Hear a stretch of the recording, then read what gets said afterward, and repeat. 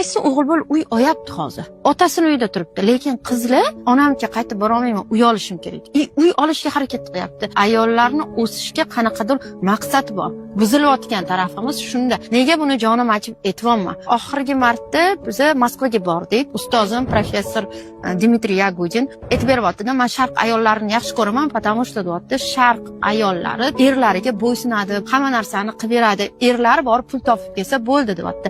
Lekin oxirgi paytga kelib deyapti, men Qozog'istonda borib 6 oy yashab keldim. Buzilish ketyapti, chunki sizlarda ham erkaklar o'sha deyapti, ayollarning mas'uliyatini bo'yniga olmayapti va ayollar o'zini o'zi eplaydigan bo'lib ketyapti. Faqat sizlarga rostdan ta'sir qila olyapti.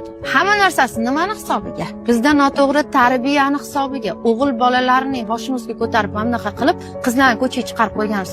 Qiz bola institutini o'zi to'lashi kerak. O'zi institutga kirish kerak. Kirsa o'qiydi, kirmasa o'qimaydi. O'g'il bola pulga kirgiziladi. Qanaqa mas'uliyat bo'ladi o'g'il bolada unda? Qiz bola ishonchni oqlash kerak. Qiz bola хороший девочка bo'lish kerak. Qiz bolaga yuklangan vazifalar shu qadar ko'pki, qiz bola zo'r bo'lib ketyapti.